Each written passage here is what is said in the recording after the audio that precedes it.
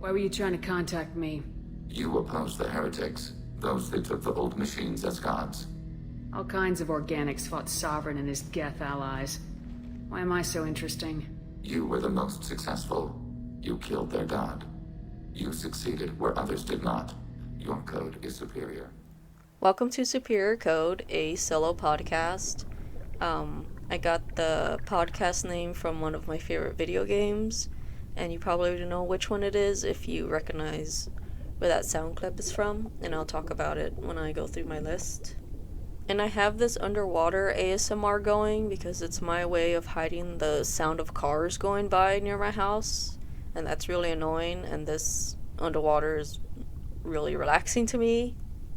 And I think it fits the feeling of the tone of these games on my list.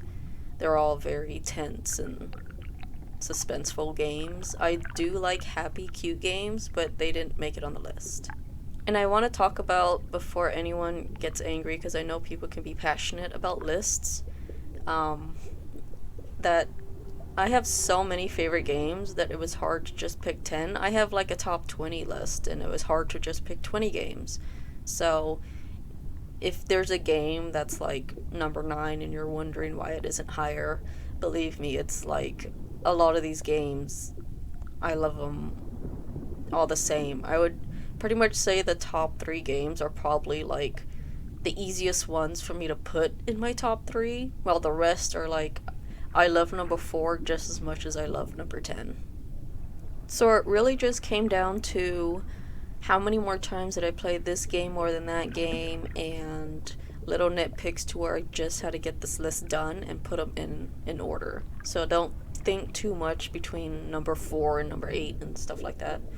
And I would not be saying any spoilers, so you don't have to worry if you hear a game and you don't want to hear anything about it.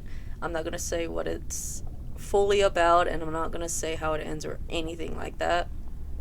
I'm going to be very vague on like what it's about and why I liked it. And I wanted to make this list for people who, because I want new fans to like these games. And if you knew some of these games but you're like put off by the hype and got annoyed by it, and or maybe you've heard bad things about these games and you're like, I'm not going to check it out because this reviewer that I watched says it sucks. So I made this list to maybe change your mind to give it a chance, or inform you that this game exists and why it's good. Starting with my number 1 favorite game, and that's Mass Effect 3. And the reason I'm starting with number 1 is because it's probably very obvious what my favorite video game series is, and I like all of the games in Mass Effect, but I didn't want to waste all of the slots in my top 10 just in case there's people who don't care about Mass Effect, and I didn't want to waste their time with a lot of the games on this list being Mass Effect. So when I finish naming my top 10, at the end I'll put in order of the Mass Effect games in which that I like them from the series, but they're all basically my number 1 spot. But yeah, Mass Effect 3 synopsis is: Earth is burning. Striking from beyond known space, a rare of terrifying machines have begun the destruction of organic races. So that's as vague as I can be without, like, spoiling the Mass Effect 1 and 2, and to just exactly say what 3 is about. And even though this game came out in 2012, I didn't play it until 2015 or 2016 on the PS3.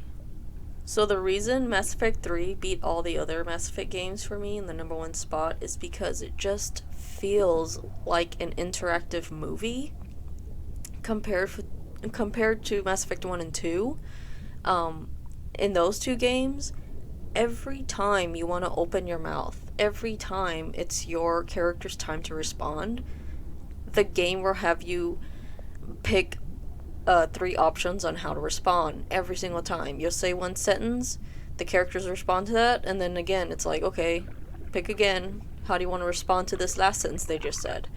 While in the 3rd game, you pick a response on what to say, and your character will have a full conversation with someone before the next time it's time to pick another option on how to respond.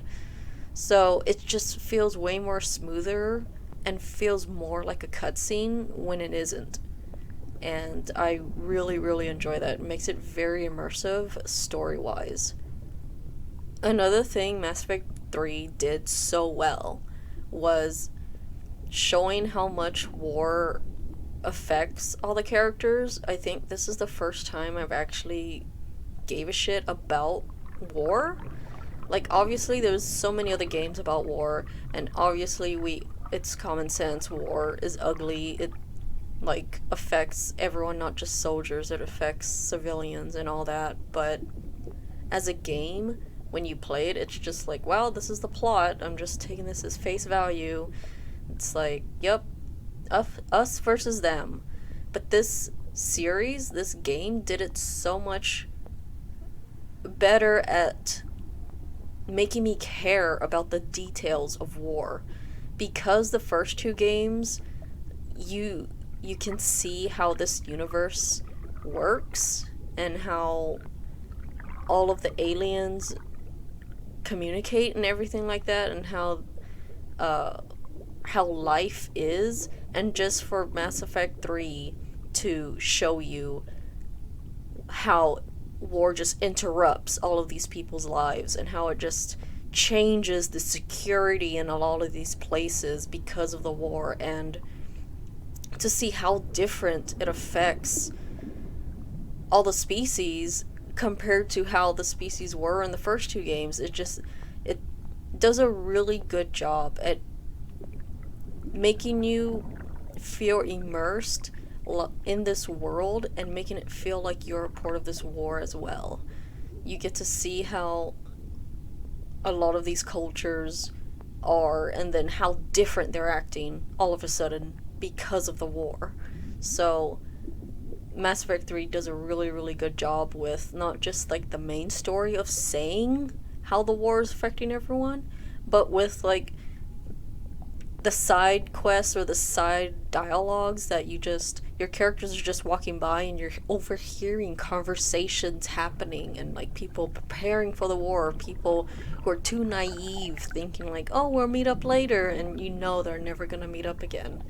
It actually makes you care and makes you sad and makes you angry, and another reason why it does a really, really good job, and compared to other games that have war in it. Because all of those other games, the war starts within that game, but this game, it sets up those Mass Effect 1 and 2 before the war even starts. So if you just start with Mass Effect 3, it's not going to have that much of an impact on you. You have to play the first two games to get that impact. And this is how passionate I am about the series. So another thing this game does really well is the Renegade options. And in Mass Effect, they have a Paragon and Renegade system, which is basically, are you charming or are you intimidating? In other games, it would be, are you good or are you evil? But in Mass Effect, you can't be evil, because no matter how renegade you are, you're still trying to save the galaxy. So Renegade is just, your Shepard is trying to do whatever it takes to save the galaxy by any means necessary, even if it means using people. While Paragon is like, you're trying to do whatever it takes to save the galaxy by not taking advantage of anyone. So that's basically the difference. But I think the first two games don't really do Renegade justice, to where it's not fun to play Renegade if you're not just trolling. Because in the first two games, it just seems like you would only pick a Renegade option to be a jerk. Just to be an asshole in that moment, most times.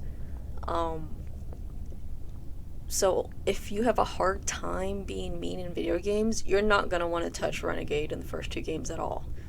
But in the in the third game, they perfect the Renegade so well. It's so fun to do, because it's not every time you pick a Renegade, in Renegade you're saying something to be a jerk. No.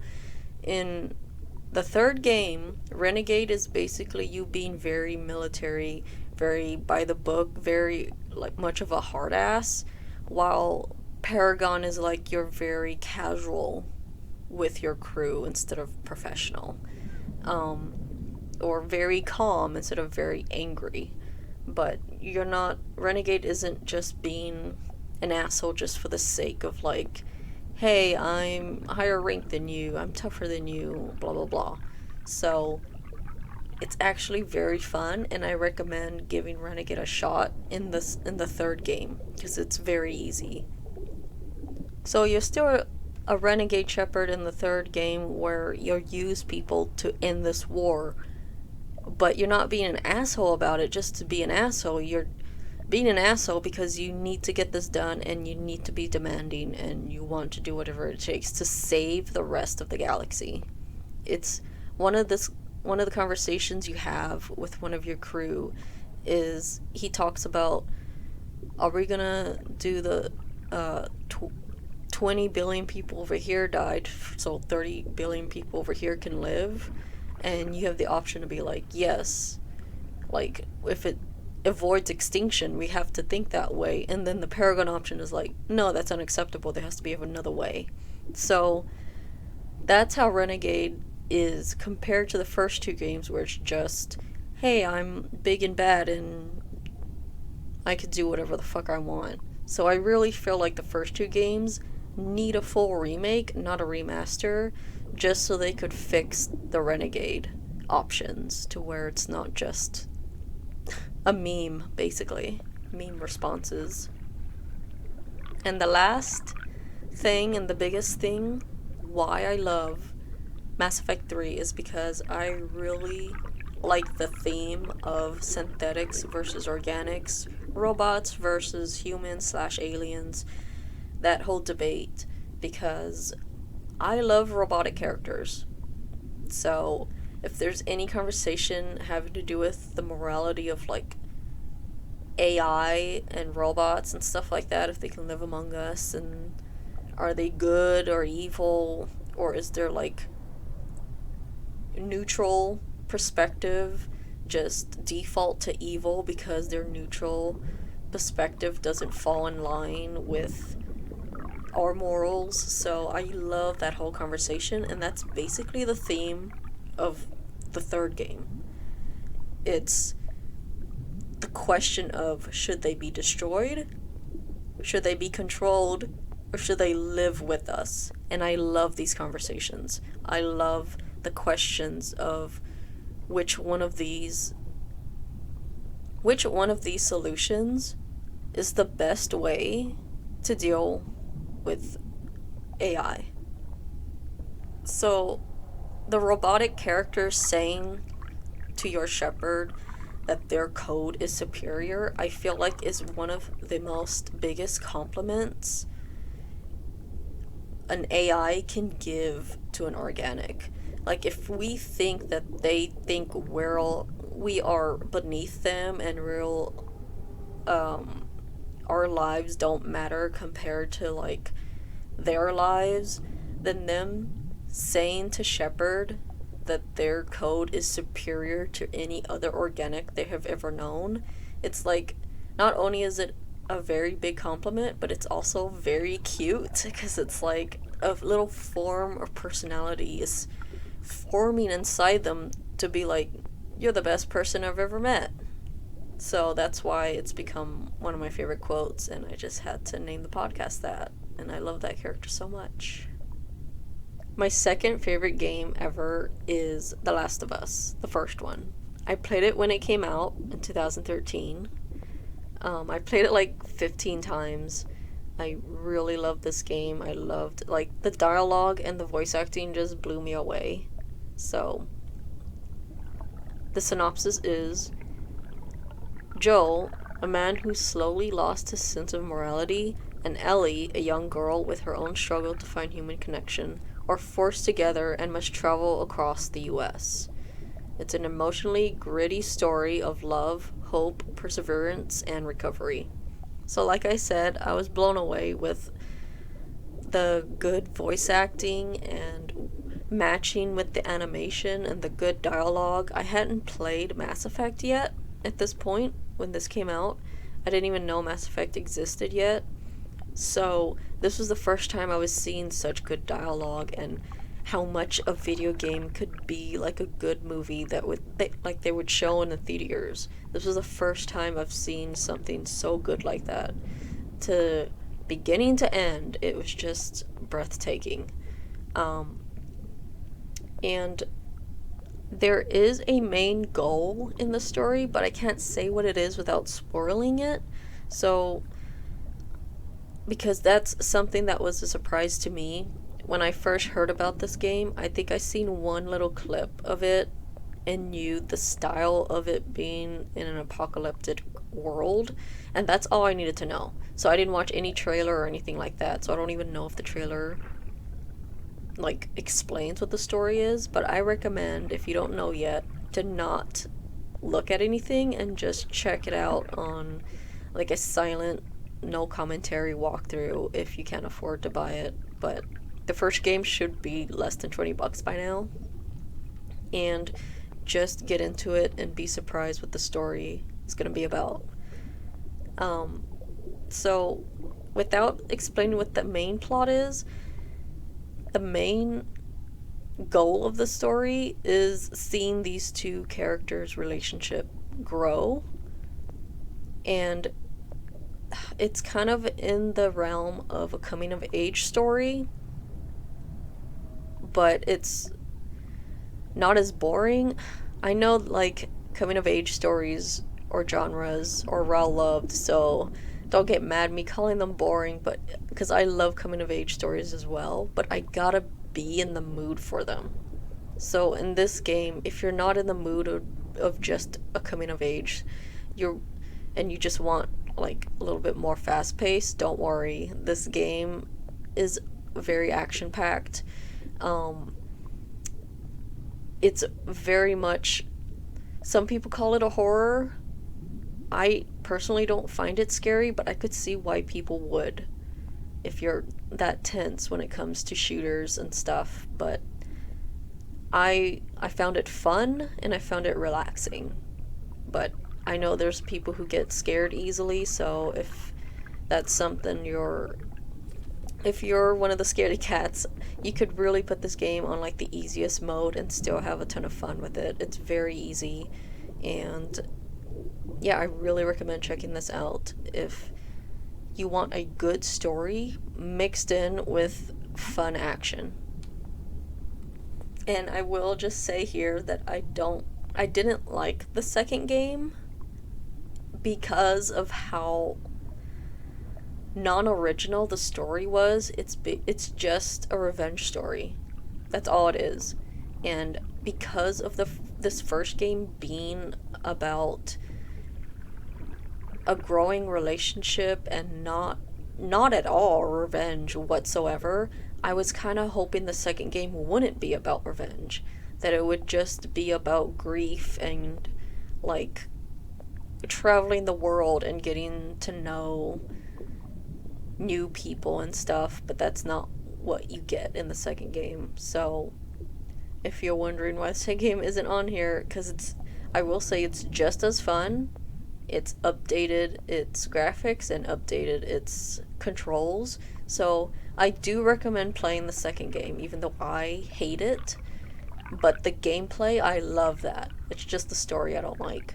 But I do recommend, if you really love this first game, definitely check out the second. My third favorite game is Control. It came out in 2019, played it on the PS4. The synopsis is, Jesse finds the building of the Federal Bureau of Control, a secret U.S. government agency tasked with containing and studying phenomena that violate the laws of reality. So, I really love sci-fi, paranormal stuff like that. And what's really, really cool about this is this game, it's like set based in the real world, but it explains all of the conspiracies, all of the supernatural sightings and alien stuff that happens around the world, and it explains what they are in this game. And I love it. I love stuff like that so much. And the fact that this, I am not joking when I am saying this is probably the funnest game I've ever played. I've always had a dream of, like, when I was little, that I had psychic abilities and be able to fly and, like even having a gun and shoot things. How there's, like, so much, like, guns and, like, video games and action movies and stuff like that, and they make guns look so cool. So this game combines that. You have guns if you want the game to just be a straight shooter, or you have psychic abilities if you just want to use your psychic abilities and not use a gun at all. You could totally do that. The game has a god mode to where you could just breeze through the game if you wanted, and it has settings like that. You can make it very hard. You can make yourself a glass cannon. It's everything you've ever wanted, where you have all of these options to pick your style of gameplay. You could totally just one-shot everyone, or make them be like a damage sponge if you wanted. So this game is for everyone. There's no excuse to not play it. You just can't be bad at this game. So I recommend playing this game. You play as a female character named Jessie. I can't really say exactly what the game is about other than the synopsis, just so I don't spoil everything. And even if I did explain it, it probably wouldn't make sense because it's kind of complicated. So you have to be within the world to understand what's going on. I really recommend checking this out, watching a no commentary playthrough, but even that's tricky because a lot of the story is in the notes, is in files you pick up and you get to read. And I notice a lot of playthroughs, they'll just pick up notes and have it on for like 2 seconds and then just continue playing the game. And I know not everyone's gonna want to go back and pause and read all that, so it actually may help if you find a playthrough where someone reads all of the notes. I do recommend playing it with a controller because it just feels so much more fun with the psychic powers and the shooting and everything. It just feels so fun. My fourth favorite game is Cyberpunk 2077. Came out in 2020, which I think it shouldn't have. It should have waited a year or two because it definitely wasn't ready to come out. I played it on PS4. Yep. The NPCs wouldn't load. They looked like polygons for a while. But I stuck with it, didn't get a refund because I knew I was getting a PS5 soon and it would play better on it. And for the fact that I was really interested in the story so far, but yeah, I stuck with it and I'm glad I did because I ended up really enjoying this. I've played it 4 times. So the synopsis is, the story follows V, a hired gun on the rise in Night City. V steals an important piece of technology from a mega corporation, but gets betrayed and left for dead. They manage to survive and is haunted by the digital ghost of the device they stole.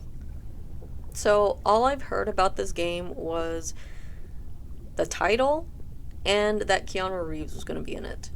At the time, I wasn't really a big fan of Keanu. Like, I didn't hate him, but I'm not really a fan of any celebrities. But after this game, I became a big Keanu fan, a fangirl. I got a crush on him after this and been watching all of his movies and stuff like that where I didn't care about him before. But anyways, my point is I didn't watch any trailer, and I recommend not watching any trailer because it spoils the first half of the story, and I'm shocked they went with that decision. But if you really want to care about the characters and form your own opinions on characters, I recommend not looking at any of the trailers so that you can do that.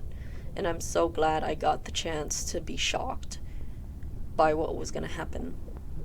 And the big reason I really like this game, obviously, it's a sci-fi, but it's like sci-fi where you don't go exploring space. You're just there in the city. So it feels way more relatable than like meeting aliens and stuff like that. And another big theme that it shares with Mass Effect 3 is AI. Like the questions of should they be destroyed, controlled, or treated as equals. So those themes are mainly side quests in Cyberpunk, but I recommend like checking out all the side quests so that you can discover these AI characters and have these conversations of like, are they just copies, just a tool to have conversation with, or are they actually alive and they're people essentially? So if you like all of that, you're gonna love Cyberpunk. And to be very vague, I really love the discussions or the themes that make you think in this game of what a soul really is, what makes people alive, like what makes you you. Is it your memories? Is it the fact that your flesh is does a soul actually exist, like on a spiritual level? Do souls exist, or is a soul just your memories and stuff like that? And can there be two versions of you? Can you still live on in someone else's memory? Or do you just cease to exist once you're gone, you're gone? Can you be something greater? Can you change into someone else? I love all of these questions and this discussion because there is no answer. It's just basically up to your character and what you choose to respond and how you choose to react to any of this. So, I really love the discussion of like, are you having a conversation with yourself, or is it all in your head, or do you actually have a friend? And yeah, I love that. I love it so much. So if you love any of that, check out this game. And for the fact that it's really fun. So if you like first-person shooters, you're gonna love this game, because just like any other first-person shooter where the controls are basically the same and like very easy to use and everything. So in terms of gameplay, there you go. So the reason why it's like my fourth favorite game is not the gameplay whatsoever. It's just the story, it's just the dialogue, and it's just the characters. And we have to talk about how the same with Mass Effect. With this game, I think the female character has a better voice actor than the male character.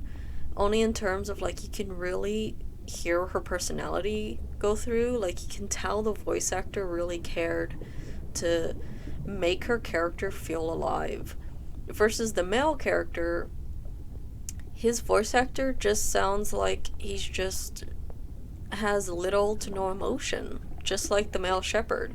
Like, there's just so monotoned and just like, I don't know, like, it's not as immersive. It just keeps reminding me that I'm playing a game, versus the female version is like, it feels like an interactive movie or TV show or whatever. And so I do recommend trying out both, because there are characters you can romance that you can only romance if you're a male, and other characters you can only romance if you're female.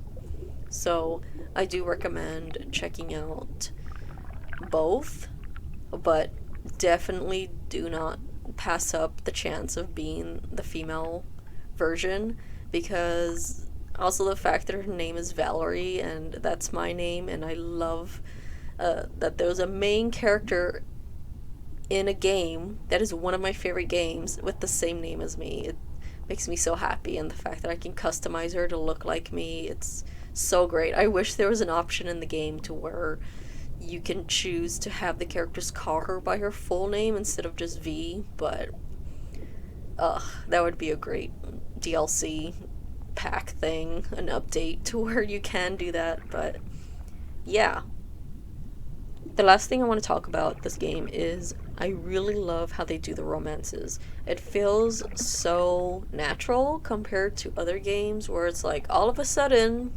they're flirting with you out of nowhere, or all of a sudden you're flirting with them out of nowhere. In Cyberpunk, I think they do a good job with making you have a connection with these characters, making you go through shit with these characters, making you like go through risky situations before forming a bond to where you could flirt with them or they could flirt with you, and you get to like accept or deny them or make a move. You can't just from the beginning just start flirting just because you find them hot. You gotta form some sort of connection with them first compared to other games. And another thing I like is you can romance as many people as you want, and it's not until the more end of the game where you have to choose. So it's like if your other games has it to where, oh, if you romance someone, if you choose to have sex with this person, then you're locked out of anyone else ever flirting with you ever. You're not gonna be able to see who you can flirt with after this. This game doesn't do that. You can flirt with as many people as you want, and they don't find out about each other, and at the end is when you get to choose who you want to stick with, or you could choose to stick with neither of them. So you don't have to worry in this game. It's actually so realistic to where the other games, it makes no sense that they would sometimes, like, why would they ever find out about each other, versus this game where it's like, yeah, they're not gonna ever meet, so you don't have to worry. So, and not that it's cheating, it's just like so casual that the game doesn't even make you feel guilty, because it's just you don't even say if you're exclusive or not. It's not like you're official until the last part of the game where you have to choose. So it's totally fun, and it feels so natural, and it's just like this journey of your character just making connections with these characters and choosing to have them as a friend or more. And I really love that this game made these relationships seem so mature compared to other games where it's just so awkward or cute, where it's kind of out of place with the story. But in Cyberpunk, the romance matches the tone of the whole game. So I really like that. The fifth favorite game of mine is Dead Space 2. Came out in 2011 on the PS3. Well, I played it on the PS3. The synopsis is, it takes place 3 years after the first game. Isaac fights his way through monsters to the object creating them to destroy it.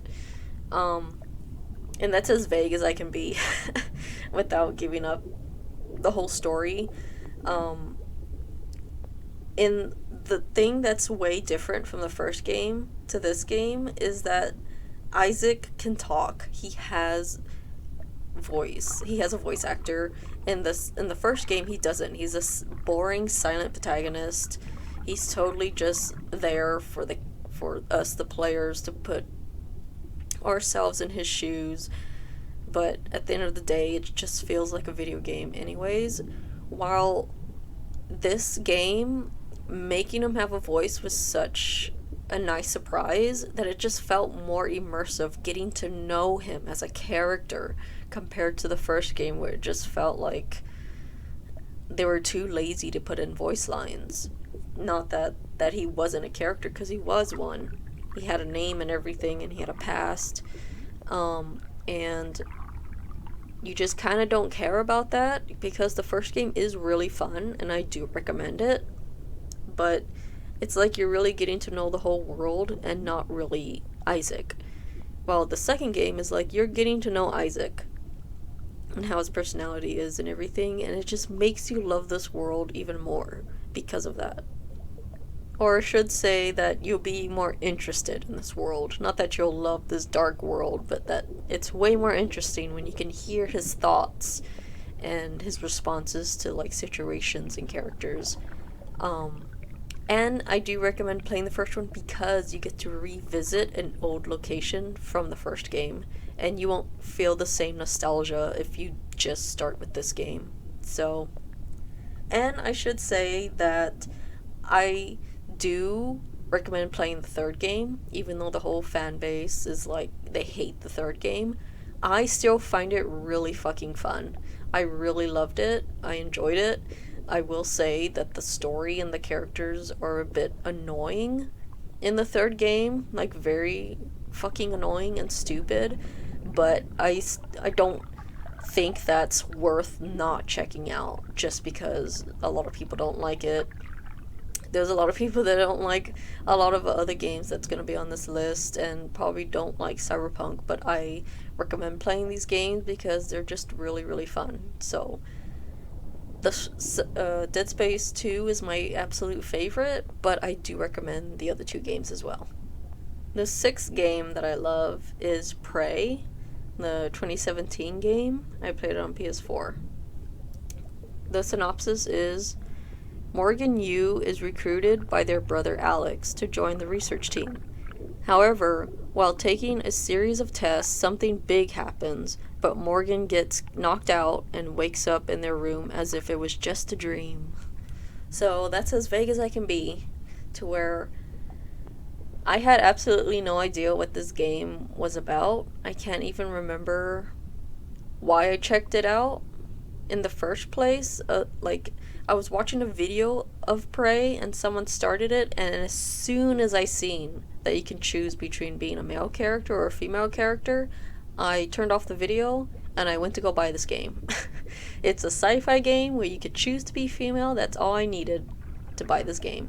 And I'm so glad I did because I loved the twists in this game, and I'm so glad I got to experience the twists in this game before getting spoiled on what this game was even about. The biggest reason I really loved this story was the conversations about identity and what makes you the real version of you. Like, is there like an older version of you that was like early stages of what you are today, or was it actually just a phase to where that old version of you was just a waste of time? Sometimes it is. Sometimes an old version of you is just a stupid moment to where you wish you weren't like that and you want nothing to do with that version of you anymore. Or like, it just talks about like, I can't get into it without spoiling, but yeah, it just talks about different versions of your character. Imagine recording your voice, recording a memo to yourself, and then 2 weeks later you create a different memo and it just contradicts the last one. It's like, which memo do you listen to? Which one's your actual opinion? Is it the updated version, or is the updated version just not you thinking clearly? So it's like questions like that that made this story so interesting and so good. And it's an open world, but there's like different ways to get around areas. It feels weird saying open world, but once you play the game, you know what I mean.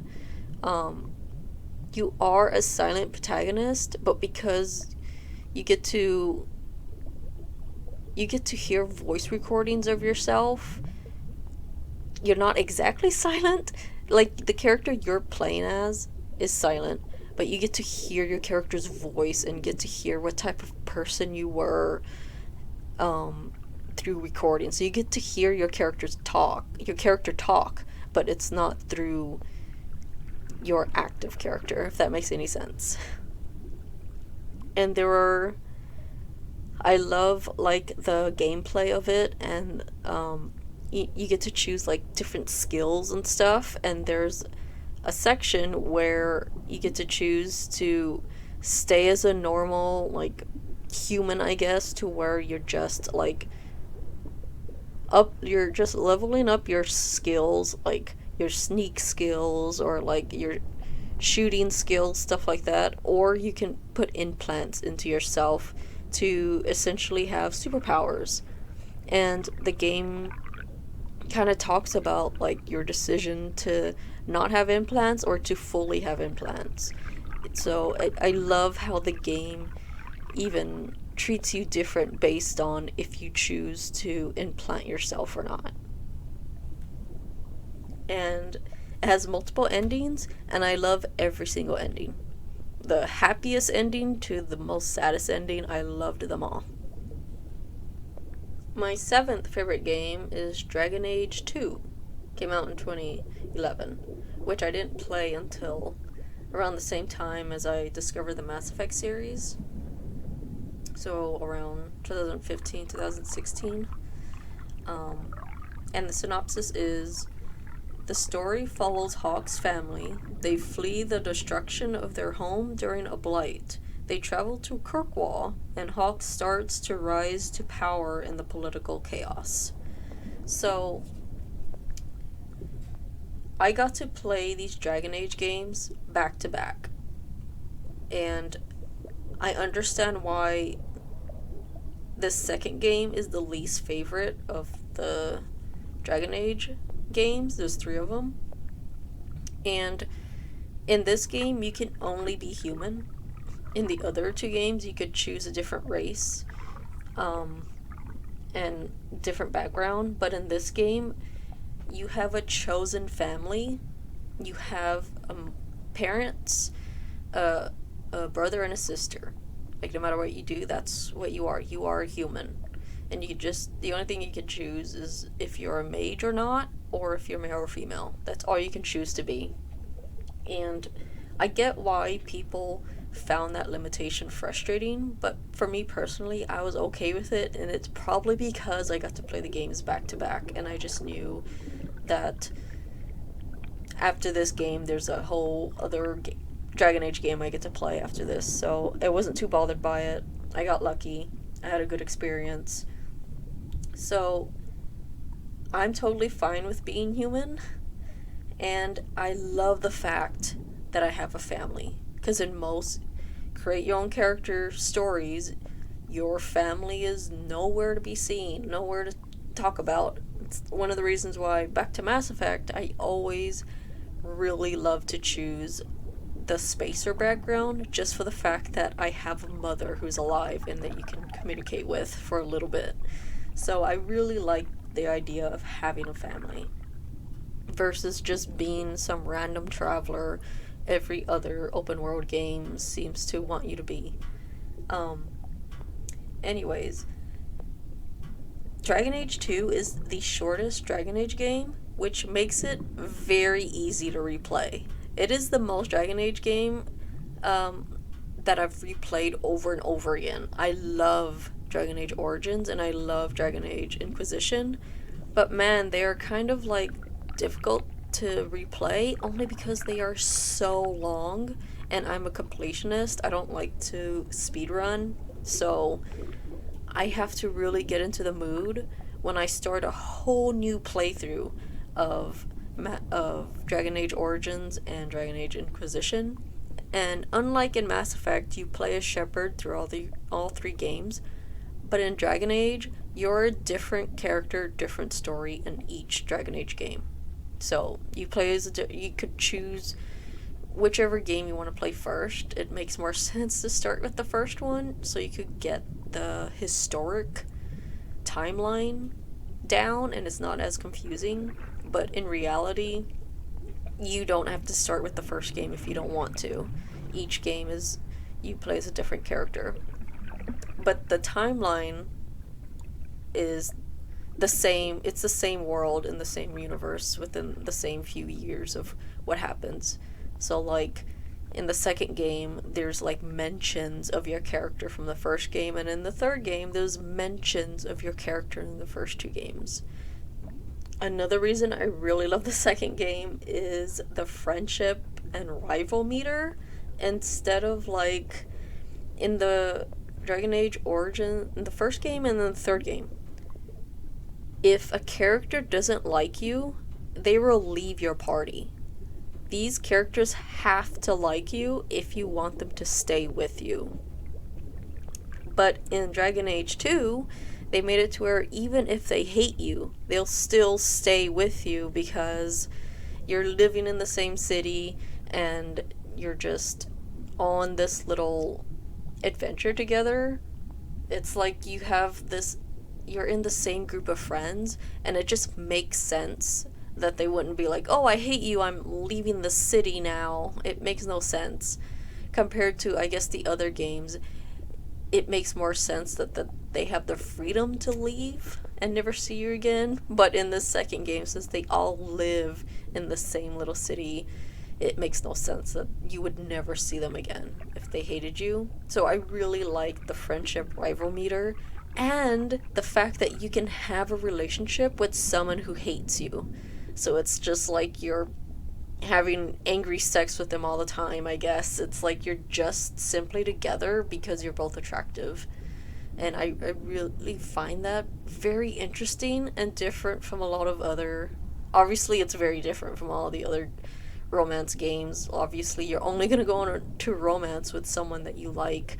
So it's very interesting and something I hope they explore in the new game, that you can be in a relationship with someone that you butt heads with a lot. So I really hope that that comes back, because they kind of took that away in the third game, to where you can hate someone but still be in sexual relations with them. So I really hope they bring that back, because that was so unique to any game that I've ever seen, ever played. So another thing I really like in this story is how many years these characters stay together, how many years these characters are friends, or in the same group with each other, versus the first game and the third game. In the first and third game, you're only with those characters for a few months, maybe a little over a year, maybe. So that's how long they all know each other. But in this game, it's like, you get to meet people, and then it's like 3 years later, so it's like 3 years you've all been living there, and then another 3 years later. So it's like an extra 3 years of these characters just living in this city together and like making memories. And I really like the idea of like your character having a bit of peace with hanging out, having moments where you all just hang out together, some weekends and stuff, versus in the first game and in the third game, it's like, it's kind of hard to imagine them having more downtime to hang out and more freedom for like fan fictions and fan art to create about like these characters' downtimes, versus in this second game, it's like a free-for-all for fan fiction and fan art and like just imaginations of like what these characters did in their downtime and how they hung out and had their free time and stuff like that. So I really enjoyed how many years go by with these characters being friends. And I really like both voice actors, the both male and female voice actors, so that's a really big plus, to where it's like whatever you play as, you're gonna get good voice acting. And the female Hawk is the same voice actor who does Ciri from The Witcher 3, and it's great to hear her. My 8th favorite game is Vampire. Came out in 2018. I played it on the PS4. The synopsis is: a British surgeon who is suddenly turned into a vampire. He tries to understand his new life while also trying to treat people with a deadly flu outbreak. So, this game was a nice surprise. Like, I bought it on sale the graphics seem outdated for a game to have come out in 2018, but after I've played it, like, after playing it longer to where in certain parts of cutscenes, the graphics of this game work so well with the tone of this game. It's hard to explain, but once you see, like, the cutscene and the music and, like, the dialogue and how it's, like, how it represents itself, the graphics just fit so well with the tone of this story. So, at first glance, I should say, it seems like it's outdated, but once you get into the story, you get so used to the graphics that it just fits so well with the tone of it that it's just like, I can't imagine this game not having these graphics. I can't imagine it looking more realistic or more polished, I guess. Like, I just can't imagine it. And, like, there's some of the cutscenes that seem like a comic book style, and that style fits with it as well. So it's a really nice surprise, and the music was so good. I bought the record, the vinyl record for this game because that's how much I loved the music. It fits the tone of each thing that you're doing. Like, if you choose to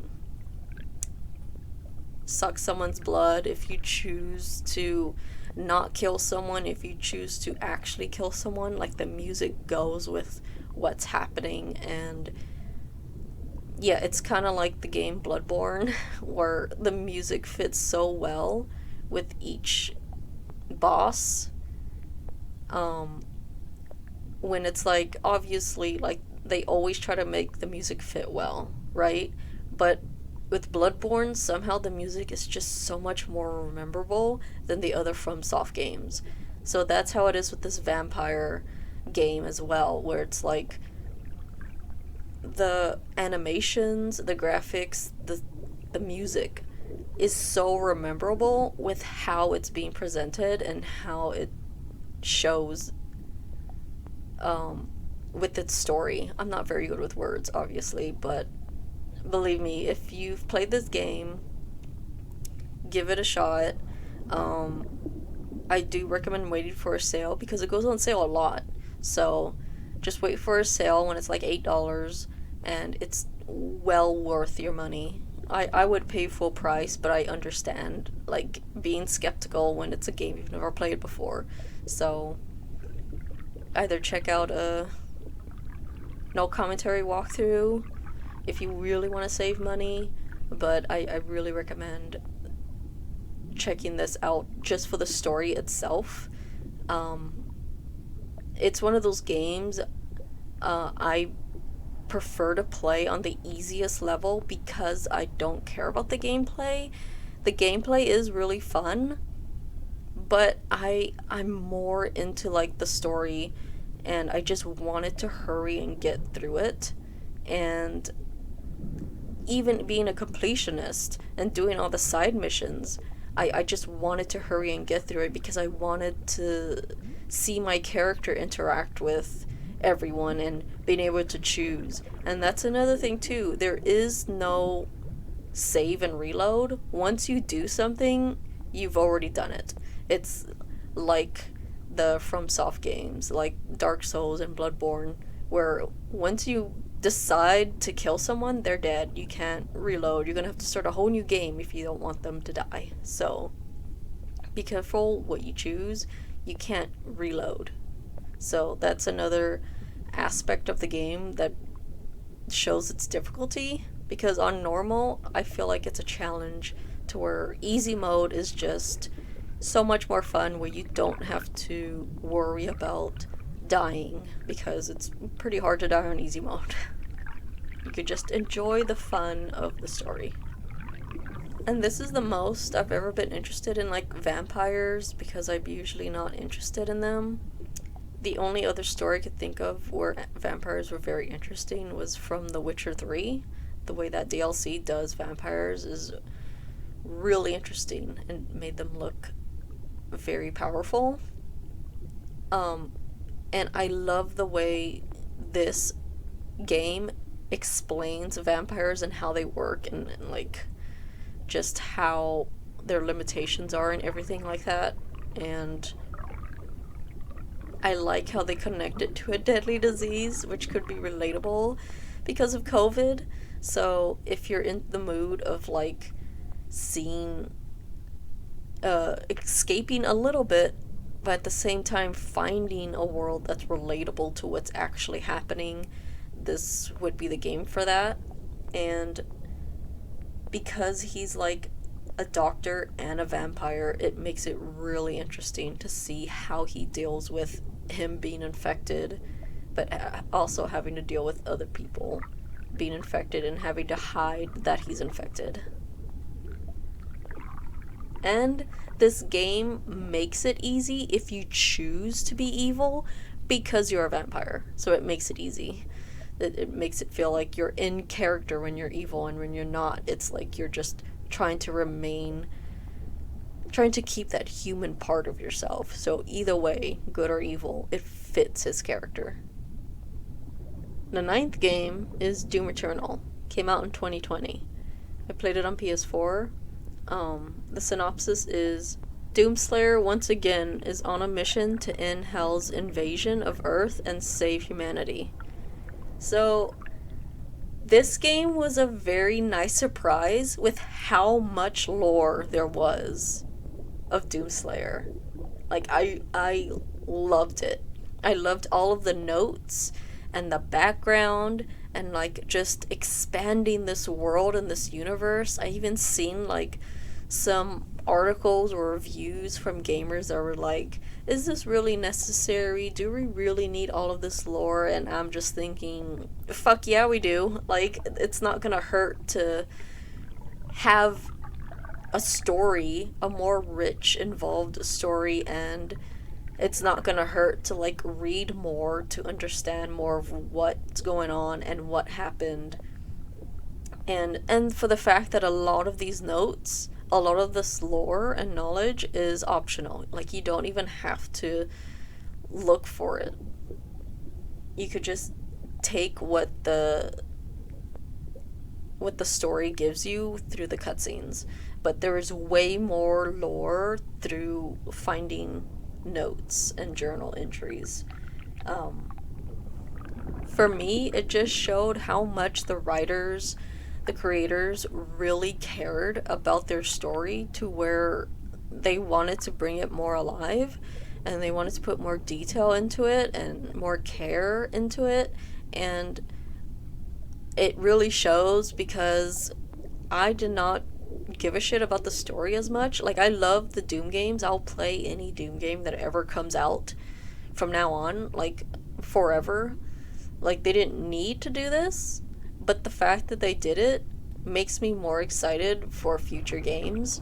And Doom has always been a game series where I'll play it if I see it on sale. I'll play it if I can somehow borrow it or play it for free or something. But it's a game I know is going to be fun, where I could just turn my brain off and just enjoy violence. So for the fact that this just by surprise gave me a treasure trove of like lore, just made me love it even more, to where it makes me excited and want to go back and replay the games just to get little clues of like, did they plan this from the start? And they probably didn't, but it just makes me more excited to go back and play other games, to where it's connected to this guy, this Doomslayer guy, and how he became so OP. And I like knowing that they care about, like, we don't want to just create a god, we want to tell you how he became a god, we want to tell you how he became this powerful, and I'm all for that. And the fact that the Doomslayer can speak, like, it's canon, he can talk, but he just stopped talking for whatever reason. Like, it could just be that he's doesn't care to, doesn't seem like it's there's no point in speaking. He's just this killing machine that kills demons, and there's just no point in ever communicating other than, get out of my way, I need to go kill demons. So the fact that he can talk but chooses not to just makes him badass. There are parts where when he actually speaks, it's so cool to hear him speak, and it works because we already know in the past he could speak. So for another example of how it doesn't work is in Destiny 2, you play as a silent protagonist, and in a part where an important character dies, your character finally speaks up about it, and it's supposed to be like, oh shit, he spoke, this is badass moment, he's angry, this character's always never spoken before, finally speaks, you know he's mad, and it just didn't work for me. It came out so cheesy to me, and it was like the writers trying way too hard to make the character badass. And the reason why that didn't work was because your character never spoke. There was no canon explanation on why you were silent, other than the fact that they were too lazy to put in dialogue. But with Doomslayer, they gave him dialogue. There was a flashback of him speaking. There were like journal entries of him speaking. So it's not like, oh, it's canon, he just didn't talk, and oh shit, he just decided to talk out of nowhere. So he could speak, and it's not a surprise when he does in this world, which is why, for us the players, it works well when he actually does talk, and it's just very badass. And come on, it should have won the best soundtrack of 2020. Like, that music is just so good. Yeah, that's all I had to say, but I just had to mention the music. It's just, oh, that loading screen was the best theme song ever, with the whistling. It's so catchy and so heavy. I loved it. And I want to mention that I usually don't like super OP characters. It's so annoying when it's like they're just so much more powerful in a non-comedic way. Because I'm thinking of like Superman, Goku. It's just really annoying when they're just so powerful, but yet they prolong battles because they have fun fighting and they love battle, and it's just really annoying. Or the King from Hunter x Hunter. It's just, they annoy me. But the fact that this works so well is because Doomslayer doesn't fool around. He tries to end battles quickly as possible. He tries to kill as quickly as possible. He doesn't like hold back, oh, that was just 10% of his power. Like, no, he's just, I gotta get this shit done. I gotta kill all of these demons. Get the fuck out of here. I need to hurry and kill them all. I don't want to, like, dilly-dally, you know? So that's another reason why he's so tolerable to me as an OP character, is he's not all about trying to have long battles that take forever to end. And the last game on my top 10 list is The Witcher 3. They came out in 2015. Played it on PS4. So, the synopsis is, a monster slayer for hire known as a Witcher, he searches for his daughter, who is on the run from otherworldly hunters. So yeah, I like being vague because I already explained it. I want to bring in new fans, and I don't want to overcomplicate the story in the synopsis for them to be like, oh, that sounds too complicated, I don't want to check it out. So that's why a lot of these descriptions are very vague and simplified, so you could get into the story as fresh and as easy as possible. So with The Last of Us, it's Joe and Ellie growing their relationship as like a father and daughter when they first meet. But in The Witcher 3, it's Ciri and Geralt growing their relationship as father and daughter with Ciri as an adult. So, I should say that you do not need to play the first two games, because The Witcher 3 is more of a continuation after the book series, the novels. So, the first two games, The Witcher 1 was almost gonna be a completely different Witcher, not Geralt. So it was gonna be a completely original Witcher. So Geralt has amnesia. He doesn't remember who he is. So that's how the first game starts. So you create these relationship with characters, whole new relationship and bonds. Then within to the second game, he regains his memories halfway through, but he has to finish whatever plot or whatever story that's going on in the second game before he can like even continue on the path from before he lost his memory. So, and the third game is where it starts. So it starts with him continuing to look for his daughter and his girlfriend, Yennefer. So I could say you don't have to read the books because you really don't. The Witcher 3 is how I started too. I didn't read any of the books at all when I first started, and it was really easy to understand and get into, and the codex really helps. With each character, it tells you how Geralt met them and what their relationship is. And it's a faithful adaptation to the books, unlike the Witcher Netflix series. It's completely alternate universe. So if you're coming from the Netflix series trying to check out this game, it is completely different. Don't expect there to be the exact same personality traits as in the TV show. So it's completely different, and you'll still enjoy it, but it's just way more darker than it proceeds to be in the show. It's a little bit more lighter because it really respects the books.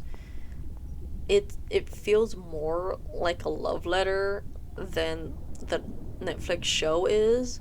The Netflix show took inspiration from the books and made it their own, while this game, it makes all of the books canon. It's all canon, except for the part that Geralt doesn't have an injured knee for whatever reason. That's the only part that isn't faithful, but everything else is like exactly from how the books is, and then it just adds to it because this is like 20 years later from the books. So Geralt is a lot older and Ciri is a lot older, and I find Ciri as a very likable character in this game. I do not like Ciri as a kid. She's just unlikable to me. I find her annoying. I don't like children characters much. It's very rare. So Ciri is very, very likable in this game. She just comes off as really cool and very humble and nice and powerful, very powerful female. And I'm so glad this was my first introduction into this series because it is such a good game. It's second to like the Last of Us, to where it has good voice acting and good dialogue, to where I kind of would have preferred if it was a linear game instead of it being an open world game, because with open world there comes a lot of bugs and glitches. So if it was a more linear game, it would have had less of that. I wouldn't have mind if it had a linear story to where everything went in order, like The Last of Us, versus it being open and there being some stories you could miss if you're not a completionist. So obviously everyone's different, and I know by saying that I probably angered people like, no, it works better as an open world, don't try to change it, even though nothing's gonna change with magic words. I don't have magic words. But yeah, as much as I really love this game, there was like a lot of frustrating parts with getting around in the world because of the glitches and how long it takes to get from point A to point B and stuff. And that's another thing I found frustrating with other open world games like Dragon Age Inquisition and Mass Effect 1, where the open worldness just seems like a waste of time because I just want to get to the story and not be stuck on a cliff. And in The Witcher 3, you get to see Geralt work as a monster hunter. You get to see him hunt down these monsters to where it's kind of a little bit like him being a detective, because you can like see footprints and like scents and scratch marks and stuff in his Witcher senses that nobody else can see but him. Like if you played other detective games, it has like detective senses and stuff like that. So that's really fun to hunt down the monsters and what kind of monster it is and how many victims there were and everything. Versus in the books and even in the show, you hardly get to see Geralt work as a monster hunter. It's mostly just caught up in the main plot, and he's always just in dialogue with someone. So in The Witcher 3, you get to get both him just in dialogue and him actually working as a monster hunter, him being a witcher and just actually doing what he was made to do. And there's 2 main women for Geralt to be with, and you get to choose which one, or neither if you want. But I love that there is a good canon explanation on why he would ever break up with Yennefer, who is his main girl in the books and the series and everything. There is a very good canon explanation on why he would ever think to leave her or not be obsessed with her anymore, and I love it. It works so well. It just works instead of it being like, oh, I leaving it up to the player to be like, oh, I don't like you anymore, I'm gonna go with this other girl. So I like that there is an explanation on why he would ever do something like that. And I want to talk about the best villain character ever. This character is completely original to this game only. He's not in any of the books or anything. And he's so overpowered, but not in an annoying Goku Superman way. It's, without spoiling anything, he is like the best representation, or an interesting, I should say interesting, not the best, but the interesting representation of what the devil would be like in human form.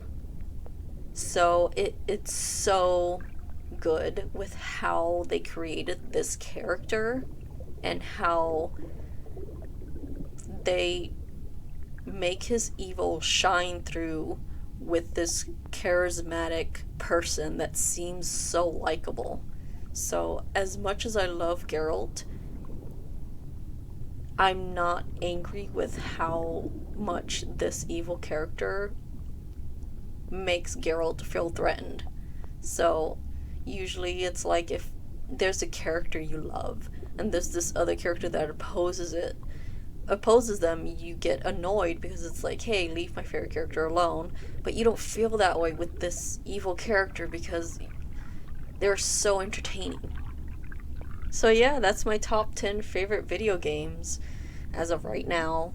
I guess for honorable mentions, I'll say in order of how I like the Mass Effect series. So it's Mass Effect 3, then Mass Effect Andromeda, and then Mass Effect 2, and then Mass Effect 1. I know there's controversy with Mass Effect Andromeda, that a lot of people didn't like it, but I feel like a big chunk of it is unfair for the sole purpose of the nostalgia being a lot of people miss the trilogy, and for me personally, I've seen a lot of people complaining, saying how much they miss the old crew, and I think that's very unfair, because you can't judge a game just because you're upset that Shepard's story and their companions are over. Like, you can't be upset about that their story is over and then you take it out on anything that's new. So for that category of people, I don't want to talk about anymore.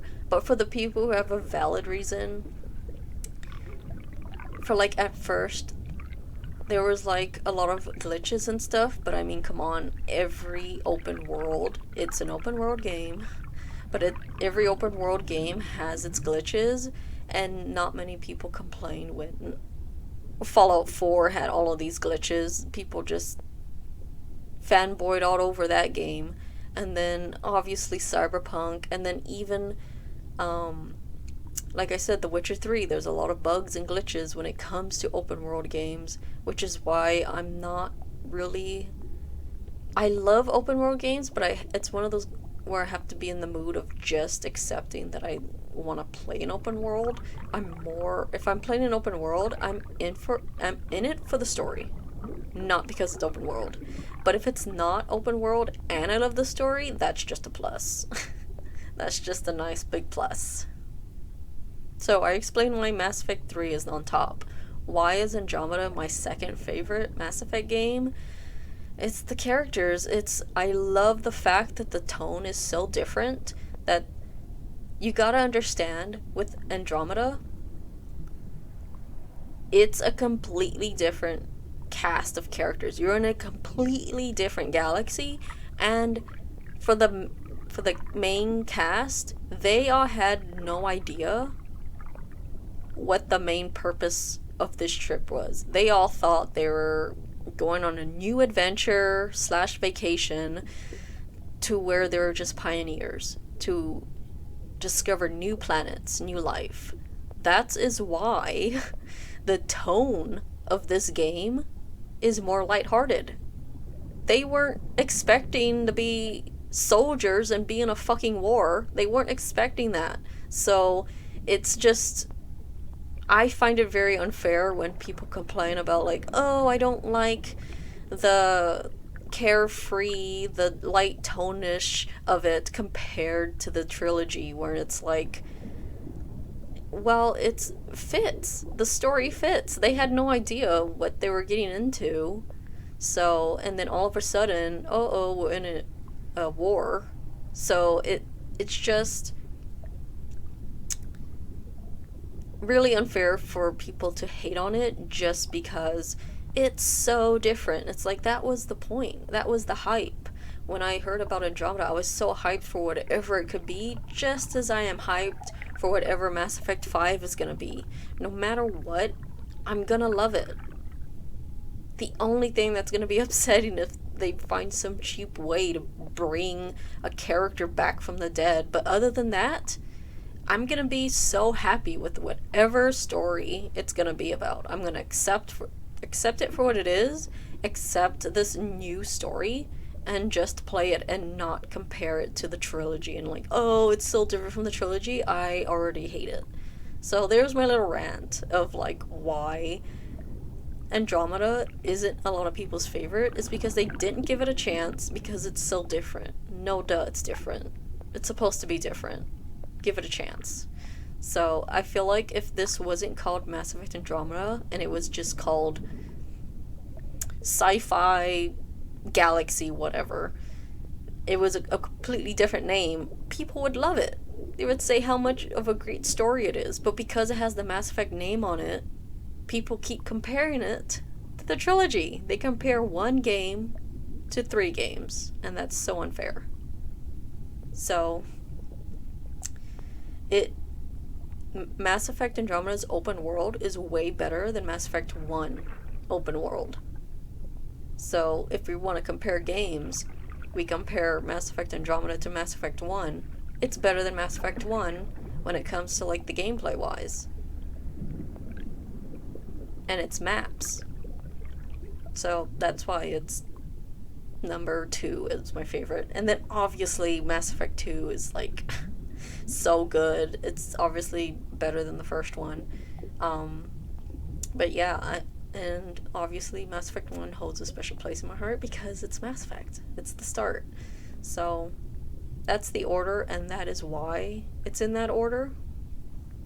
So thanks for listening. Hopefully you wrote down some interesting titles that you are interested in checking out, and hopefully you didn't get too upset or take anything personal with the placements of these games, or get upset that I like a game that you hate, which is a weird thing to be upset about. But I've seen the internet. I know that it can be ridiculous with people's joys and people being angry that people are joyful. But yeah, thanks for listening.